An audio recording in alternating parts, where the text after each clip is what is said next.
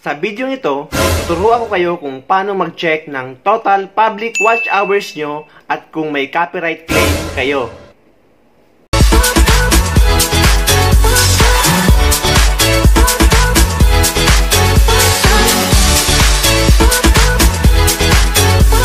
Hello guys! For today's video, ituturo ko sa inyo kung paano i-check ang total public watch hours nyo at total subscribers monetization nyo.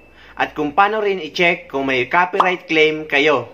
Pero bago ang lahat guys, gusto ko sana i-congratulate yung sarili ko dahil naabot ko na yung requirements ni YouTube na 4,000 watch hours at 1,000 subscribers. Importante kasi guys na chine-check nyo rin ang total public watch hours nyo at total subscribers nyo na nakaregister kay YouTube dahil magkaiba ito sa nakikita nyo sa YouTube Studio. Dahil ang iba guys ay napupunta sa spam. Mahalaga rin guys na chine-check nyo kung may copyright claim ang mga music nyo or video. Kasi guys, madalas hindi naman nagsisend ng email si YouTube unless na i-check nyo yung mismong video. Saka nyo lang malalaman na may copyright claim kayo. Mahalaga kasi ito guys na i-remove nyo or linisin nyo habang maaga pa para hindi maapektuhan ang monetization nyo. Once na mag-apply kayo ng monetization kapag naabot nyo na yung requirements ni YouTube na 4,000 watch hours at 1,000 subscribers. So ayun na nga guys, simulan na natin ang step-by-step procedures kung paano nga ba i-check ang total public watch hours nyo and subscribers at kung may copyright claim kayo. First step guys, pumunta kayo sa Google Chrome. Sunod ay pindutin nyo yung tatlong tuldok sa gilid na yan. Next, pindutin nyo yung desktop side para magamit nyo ang cellphone nyo as desktop. Kapag naka-desktop na siya guys, i-search nyo ang youtube.com dyan sa taas. So ayan guys, gaya nyan guys. Lalabas ngayon guys yung profile picture nyo. So ang kailangan nyo lang gawin, i-click nyo yung litrato nyo. Then i-click mo yung your channel.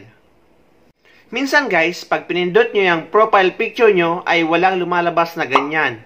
May another choice kayo guys. Pindutin nyo yung tatlong guhit sa gilid and click mo yang your videos. And then guys, i-click mo na yang YouTube Studio. Ngayon guys, para ma-check nyo na ang total public watch hours nyo at total subscribers nyo na registered kay YouTube, kailangan mo yang i-click yang monetization or yang $sign na nakikita nyo sa gilid. So ayan guys, makikita mo na ang total public watch hours nyo at total subscribers nyo na recognized and registered kay YouTube. Kung medyo naguluhan kayo guys sa instruction ko, panoorin nyo itong actual video recording ng pag-check ng total public watch hours ko and total subscribers ko. Mamaya guys, ituturo ko naman sa inyo kung paano mag-check kung may copyright claim ang mga video.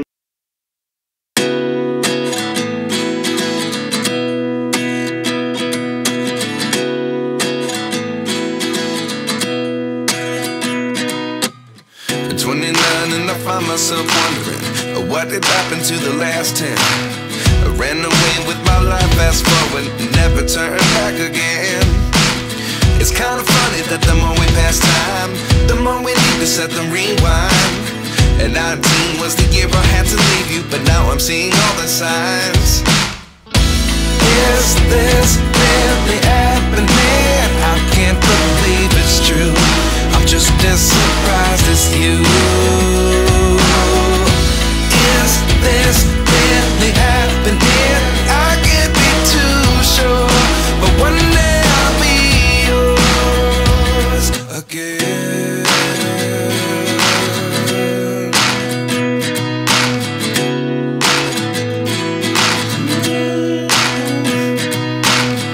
Life lessons come one in a dozen. The other 11 give something from nothing. I sit here looking for an answer. Maybe the biggest question was in the last chapter. You gave me the soul I have today. Without you I never could have moved away. But now I see what you teach. I do believe I always should have stayed. Yeah. Is this really happening? I can't believe it's true. I'm just as surprised as you. Is this really happening?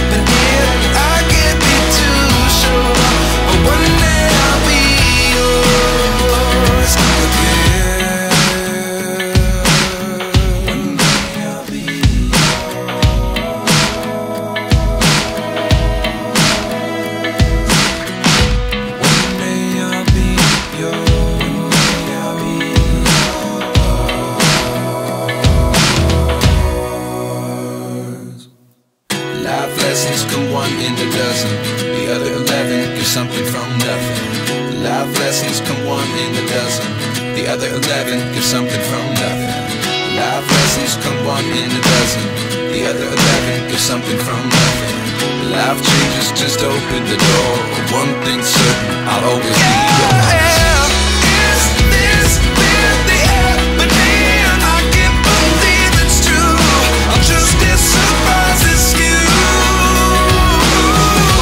Is this really happening? I can't be too sure, but one day I'll be yours. Yeah.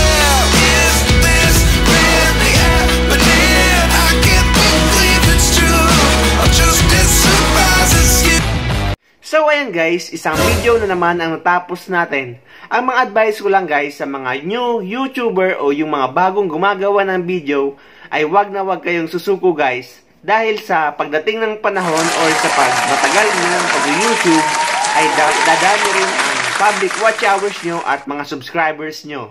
At kung nagustuhan nyo guys ang video na ito, please don't forget to subscribe my YouTube channel and click the notification bell para updated kayo sa mga upcoming videos ko. Maraming salamat sa panonood guys. See you next time!